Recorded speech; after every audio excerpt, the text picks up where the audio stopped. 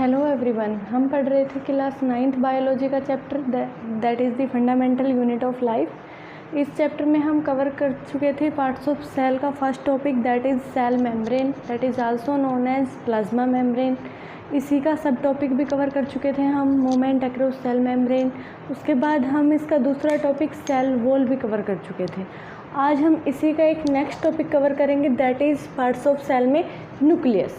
ठीक है बेटा, देखो ये डायग्राम सभी को दिखाई दे रहा है। ये किसका डायग्राम है? न्यूक्लियस का। First discovered by Robert brown in 1831।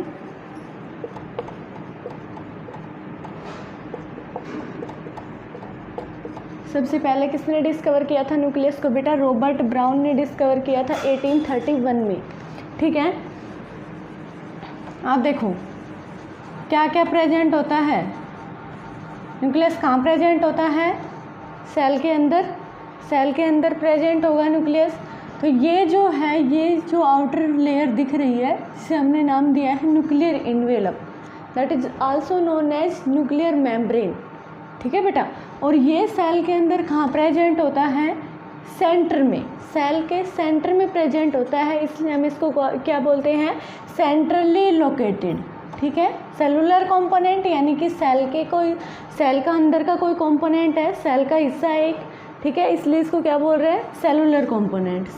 Centrally located, centre में प्रेजेंट होता है। लार्ज इन साइज, साइज में क्या होता है? जितने भी सेल ऑर्गेनल्स क्या बोल सकते हैं सेलुलर कंपोनेंट, उनमें सबसे ज़्यादा लार्ज साइज किसका होता है? न्यूक्लियस का। तो ये न्यूक्लियस जो है वो लार्ज होता है साइज में, इसलिए इसको क्या बोलते हैं? Largest cell structure. ठीक है बेटा, यानी कि सेल के स्ट्रक्चर का लार्जेस्ट पार्ट है ये। ठीक है, आप देखो ये क्या है? Nuclear envelope. अब हम पढ़ रहे हैं कंपोनेंट्स ऑफ न्यूक्लियस, यानी कि न्यूक्लियस के पास कौन कौन से कंपोनेंट्स है, क्या क्या प्रेजेंट होता है। क्या क्या प्रेजेंट होता है? न्यूक्लियर इन्वेलप और क्या है? न्यूक्लियोप्लाज्म। ये जो आउटर लेयर दिख रही है जिसे हम नाम दिया है न्यूक्लियर इन्वेलप, और क्या बोल सकते हैं? Nuclear membrane. ठीक है बेटा, और ये अंदर का जितना भी पार्ट बच गया इसको बोलते हैं न्यूक्लियोप्लाज्म। ठीक है, तो दो चीज़ें प्रेजेंट होती हैं, न्यूक्लियर मेम्ब्रेन और न्यूक्लियोप्लाज्म। ये जो न्यूक्लियर मेम्ब्रेन है ये दो न्यूक्लियर मेम्ब्रेन से मिलकर बनी होती है। देखो दिखाई दे रहा होगा, डबल मेम्ब्रेन दिखाई दे रहा है ना। तो ये जो न्यूक्लियर मेम्ब्रेन है ये दो मेम्ब्रेन से मिलकर बना होता है। इनके बीच में पोर्स प्रेजेंट होते हैं जिनको बोलते हैं न्यूक्लियर पोर्स। ठीक है, ये जो न्यूक्लियर मेम्ब्रेन है इसके बीच में पोर्स प्रेजेंट होते हैं, इसलिए इनको क्या बोलते हैं? Nuclear pores. ठीक है बेटा, अब देखो यही बात बताई गई है कि composed of two nuclear membrane, दो न्यूक्लियर मेम्ब्रेन से मिलकर बनी होती है ये न्यूक्लियर मेम्ब्रेन। कवर्स न्यूक्लियस, यानी कि न्यूक्लियस को क्या कर रही है? कवर कर रही है। बाहर से ये क्या कर रही है? न्यूक्लियस को कवर कर रही है, प्रोटेक्शन प्रोवाइड कर कवर कर रही है, एक तरह से कवरिंग का काम कर रही है। ठीक है बेटा, और क्या कर रही है कि ये जो बाकी का जितना भी पार्ट था उसको हम सेल में क्या बोलते थे? साइटोप्लाज्म। याद है क्या बोलते थे? साइटोप्लाज्म। और ये क्या था? न्यूक्लियस। तो ये क्या कर रहा है कि साइटोप्लाज्म को और न्यूक्लियस को क्या कर रही है? ये न्यूक्लियर मेम्ब्रेन सेपरेट कर रही है। किसको? साइटोप्लाज्म को और न्यूक्लियस को। ठीक है बेटा, अब देखो separate nucleus and cytoplasm, separate कर रही है। और क्या है? पोर्स प्रेजेंट होते हैं जिनको क्या बोलते हैं? Nuclear pores. और क्या है? Permit transmit of materials between nucleoplasm and cytoplasm. ये साइटोप्लाज्म है, ये क्या है? न्यूक्लियोप्लाज्म। ये जितना भी अंदर का जो भी मटेरियल है वो सारे सरफेस को क्या बोल रहे हैं? न्यूक्लियोप्लाज्म। तो किसी भी मटेरियल को साइटोप्लाज्म से न्यूक्लियोप्लाज्म में भेजने के लिए कौन काम करता है? ये न्यूक्लियर मेम्ब्रेन। ये क्या करवा रही है? ट्रांसफ़र करवा रही है साइटोप्लाज्म से न्यूक्लियोप्लाज्म के पास भेजने के लिए, और न्यूक्लियोप्लाज्म से साइटोप्लाज्म के पास भेजने के लिए, यानी कि ये ट्रांसफ़र का काम कर रही है। कौन? न्यूक्लियर मेम्ब्रेन मटेरियल्स को ट्रांसफ़र कर रही है। कहाँ से कहाँ? साइटोप्लाज्म से न्यूक्लियोप्लाज्म में, न्यूक्लियोप्लाज्म से साइटोप्लाज्म में। अब देखो ये न्यूक्लियोप्लाज्म क्या है? ये लिक्विड ग्राउंड सब्सटेंस होता है जो कहाँ प्रेजेंट होता है? न्यूक्लियस के अंदर। ठीक है बेटा। और इसको किसने कवर कर रखा है? इस न्यूक्लियर मेम्ब्रेन ने।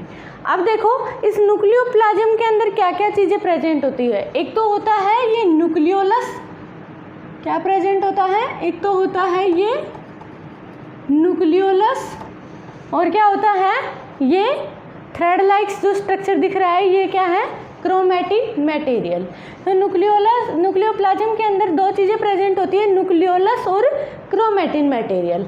अब ये न्यूक्लियोलस क्या है? ये न्यूक्लियोलस जो है इसमें क्या है? प्रोटीन फॉर्मिंग सेंटर्स होते हैं, यानी कि राइबोसोम्स की फॉर्मेशन के लिए। ठीक है बेटा, जहाँ प्रोटीन फॉर्म की बात आ जाए तो क्या बनते हैं? राइबोसोम्स। तो इसमें सेंटर्स प्रेजेंट होते हैं जो क्या बनाते हैं? राइबोसोम्स। ठीक है, और ये जो न्यूक्लियोलस हैं ये एक या एक से अधिक हो सकते हैं। ठीक है, नंबर में 1 और मोर इन नंबर्स, यानी कि एक या एक से ज़्यादा हो सकते हैं। अब देखो, अब हम बात कर रहे हैं क्रोमैटिन मटेरियल की। तो क्रोमैटिन मटेरियल कैसा है? Entangled mass of thread like structure. Thread सभी ने देखा है, धागा सभी ने देखा है। आप एक रील लो, उसमें से धागे को निकालते जाओ, ठीक है, और ज़मीन पे डालते जाओ। आपको देखना नहीं है कि धागा कैसे डल रहा है, सिर्फ आप उसको खोलते जाओ। तो क्या होगा, जब आप देखोगे उसको तो उसकी पोजीशन कुछ इस तरह से ही दिखेगी, कुछ इस तरह से ही दिखेगी। यही किसका स्ट्रक्चर होता है? क्रोमैटिन मटेरियल का। इसलिए इसको क्या बोल रहे हैं? Entangled mass of thread like structure. ठीक है बेटा, धागे जैसा स्ट्रक्चर है इसका। और क्या है? जब इसमें सेल डिवीजन होता है तो ये क्रोमैटिन मटेरियल किसकी फॉर्म में ऑर्गेनाइज हो जाता है? क्रोमोसोम्स की। ठीक है बेटा, क्रोमोसोम्स पढ़े हुए हैं? नहीं पढ़े हुए तो हम नेक्स्ट वीडियो में आगे पढ़ेंगे। क्रोमैटिन मटेरियल जो है जब सेल डिवीजन करती है, ठीक है बेटा, जब सेल डिवीजन होगा तो ये क्रोमैटिन मटेरियल किसकी फॉर्म में ऑर्गेनाइज हो जाएगा?